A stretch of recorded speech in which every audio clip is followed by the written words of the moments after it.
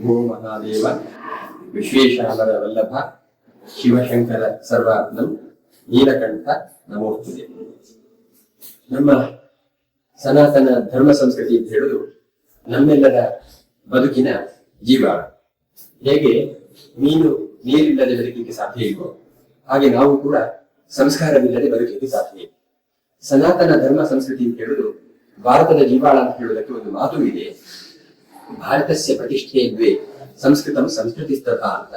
ಸಮಗ್ರ ಪ್ರಪಂಚದಲ್ಲಿ ಭಾರತವು ಪ್ರತಿಷ್ಠಿತವಾಗಲಿಕ್ಕೆ ಕಾರಣ ಏನು ಅಂತ ಹೇಳಿದ್ರೆ ಒಂದು ಸಂಸ್ಕೃತ ಭಾಷೆ, ಇನ್ನೊಂದು ಸಂಸ್ಕೃತಿ ಅಂತ ಹೇಳ್ತಾರೆ. ಹಾಗಾಗಿ ಎಲ್ಲ ದೇವಾಲಯಗಳು ಶ್ರದ್ಧಾ ಕೇಂದ್ರಗಳು ಮತ್ತು ಸಂಸ್ಕೃತಿ ಕೇಂದ್ರಗಳು. ಇಂತಹ ಸ್ಥಳದಲ್ಲಿ ಒಬ್ಬ ಮನುಷ್ಯ ತನ್ನ ಮನಸ್ಸಿನ ಎಲ್ಲ ದುಃಖ ದುಮಾನಗಳನ್ನು ಪರಿಹಾರ ಮಾಡಿಕೊಳ್ಳುವಂತಹ ರೀತಿಯ ಶ್ರದ್ಧೆಯನ್ನು ಸಮರ್ಪಣೆ ಮಾಡಿ ಅಥವಾ ತನಗೆ ಶ್ರೇಯಸ್ಸನ್ನು ಪ್ರಾರ್ಥನೆ ಮಾಡಲಿಕ್ಕೋಸ್ಕರ ಶ್ರದ್ಧೆಯನ್ನು ಸಮರ್ಪಣೆ ಮಾಡ್ತಾರೆ. ಹಾಗಾಗಿ ಒಂದು ಮನುಷ್ಯನ ಜೀವನದ ಏನೇ ವಿಶಿಷ್ಟವಾದ ಸಂದರ್ಭಗಳಿದ್ರೂ ಕೂಡ ಸನಾತನ ಧರ್ಮ ಸಂಸ್ಕೃತಿಯ ಬೆಂಬಲವಾಗಿರುವಂತಹ ಬದುಕು ಅದು ಧಾರ್ಮಿಕ ಹಿನ್ನೆಲೆಯಲ್ಲಿ ಇರುತ್ತೆ. ಮುಖ್ಯವೋ ಹಾಗೆ ಒಂದು ಕ್ಷೇತ್ರಗಳು ಕೂಡ ಅಷ್ಟೇ ಮುಖ್ಯವಾಗಿದ್ದರೆ ಮನುಷ್ಯನ ಬದುಕಿವಾಗಿದ್ದರೆ ಒಂದು ಕ್ಷೇತ್ರಕ್ಕೆ ಅಪಚಾರ ನಡೆದರೆ ಅದು ಒಂದು ಮನುಷ್ಯನ ಹೃದಯಾಂತರಾಳದ ಧರ್ಮಕ್ಕೆ ಅವರು ಪಡೆಯುವಂತಹ ನೆಮ್ಮದಿಗೆ ಒಂದು ದೊಡ್ಡ ಆಘಾತವನ್ನು ಕೊಟ್ಟಂತ ಒಂದು ಸಂಗತಿಗಳಾಗ್ತವೆ. ದುರಂತ ಅಂತ ಹೇಳಿದ್ರೆ ಯಾವುದೋ ಕ್ಷುಲ್ಲಕ ಕಾರಣಗಳಿಗೋಸ್ಕರ ಅಥವಾ ಕೆಲವೊಮ್ಮೆ ಕಾರಣವೇ ಇಲ್ಲದೇನೆ ಅನೇಕ ಕ್ಷೇತ್ರಗಳ ಮೇಲೆ ಇವತ್ತು ಅಪವಾದ ಅನುಭವಿಸುವಂತಹದ್ದು ನಾವು ನೋಡ್ತಾ ಇದ್ದೇವೆ. ಈ ಮೂಲಕ ಸಮಗ್ರ ಹಿಂದೂ ಧರ್ಮಕ್ಕೆ ಯಾವುದೋ ಒಂದು ಗೊತ್ತಿಲ್ಲದ ಅಥವಾ ಯಾವುದೋ ಒಂದು ಅಗೋಚರವಾದ ವ್ಯವಸ್ಥೆಗಳು ಹಾನಿ ಉಂಟು ಮಾಡ್ತಾ ಇದ್ದೇವೆ ಅಂತ ಹೇಳಿದ್ರೆ ನಮ್ಗೆ ಇನ್ನೂ ಗೊತ್ತಾಗದಿದ್ರೆ ನಾವು ಮತ್ತೆ ಯಾವಾಗ ಎಚ್ಚರಾಗಬೇಕು, ಯಾವಾಗ ನಾವು ನಮ್ಮ ಬದುಕನ್ನು ರೂಪಿಸಿಕೊಳ್ಬೇಕು ಅಂತ ಹೇಳುವಂತ ದೊಡ್ಡ ಪ್ರಶ್ನೆ ನಮ್ಮ ಕಣ್ಣ ಮುಂದೆ ಬರುತ್ತೆ.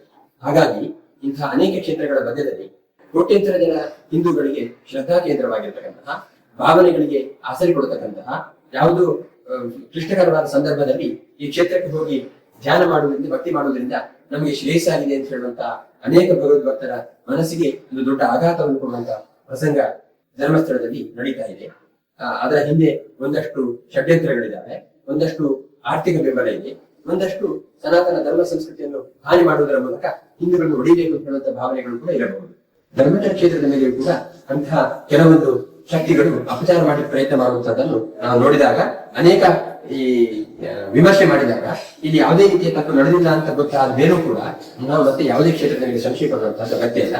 ಹಾಗಾಗಿ ಧರ್ಮಸ್ಥಳ ಕ್ಷೇತ್ರ ಎಂಬುದು ಸಾಮಾಜಿಕವಾಗಿ, ವೈದ್ಯಕೀಯವಾಗಿ ಮತ್ತು ಸಾಂಸ್ಕೃತಿಕವಾಗಿ ಮತ್ತು ಧಾರ್ಮಿಕವಾಗಿ ಸಹಸ್ರಾರು ನೂರಾರು ವರ್ಷಗಳಿಂದ ಅತ್ಯಂತ ವಿಶಿಷ್ಟವಾದ ಸೇವೆಯನ್ನು ಮಾಡ್ತಾ ಇರುವುದರಿಂದ, ಇಂತಹ ಸೇವೆ ಎಂಬುದು ಅನನ್ಯಲಭ್ಯವಾಗಿರುವುದರಿಂದ ಇಂತಹ ಸೇವಾ ಕ್ಷೇತ್ರಗಳಿಗೆ ಏನಾದ್ರೂ ಹಾನಿಯಾಗಿರುತ್ತೆ ಅದು ನಮ್ಮಲ್ಲಿ ದುರಂತ ಅಂತ ನಾವು ಭಾವಿಸಬೇಕಾಗಿದೆ. ಹಾಗಾಗಿ ಇನ್ನಾದ್ರೂ ಕೂಡ ಭಗವದ್ಭಕ್ತರಲ್ಲಿ ಎಚ್ಚೆತ್ತುಕೊಂಡು ಕಾಲಕ್ಕೆ ತಮ್ಮ ಬೇಳೆಯನ್ನು ಬೇಯಿಸಿಕೊಳ್ಳಿಕ್ಕೋಸ್ಕರ ಯಾವ್ದಾದ್ರು ಅಪವಾದಗಳನ್ನು ಯಾರಾದ್ರೂ ಹಾಕಿದ್ರೆ ಅದರ ಬಗ್ಗೆ ವಿಮರ್ಶೆ ಮಾಡುವಷ್ಟಕ್ಕೂ ಹೋಗ್ಬೇಕಾಗಿಲ್ಲ. ಅನೇಕ ಪ್ರಮಾಣಗಳಿಂದ ಸುಡುವಂತ ಪುರಾವೆ ಸಿಕ್ಕಿದ ಮೇಲೆ ಇಂತಹ ಸಂದೇಹಗಳನ್ನು ಇಟ್ಟುಕೊಳ್ಳದೆ ಕ್ಷೇತ್ರವನ್ನು ಅನಾದಿ ಕಾಲದಿಂದ ಹೇಗೆ ಗೌರವಿಸ್ತಾ ಇದ್ದಾರೆ ಅದೇ ರೀತಿ ಮುಂದೆನೂ ಕೂಡ ಗೌರವಿಸುತ್ತಾ ಕ್ಷೇತ್ರದ ಮತ್ತು ಕ್ಷೇತ್ರವನ್ನು ಮುನ್ನಡೆಸುವಂತಹ ಅಧಿಕಾರಿಗಳ ಮತ್ತು ಆಡಳಿತಗಾರರ ಅಥವಾ ಧಾರ್ಮಿಕ ನೇತಾರರಲ್ಲಿ ಗೌರವವನ್ನು ಇಟ್ಕೊಳ್ಬೇಕಾದ ಹೊಣೆಗಾರಿಕೆ ಸಮಗ್ರ ಸನಾತನ ಧರ್ಮ ಸಂಸ್ಕೃತಿ ಇದೆ ಅಂತ ಹೇಳುವುದನ್ನು ಈ ಸಂದರ್ಭದಲ್ಲಿ ಹೇಳ್ತಾ ಕ್ಷೇತ್ರಕ್ಕೆ ಜಯವಾಗಿ ಪ್ರಾರ್ಥನೆ ಮಾಡ್ತೇನೆ.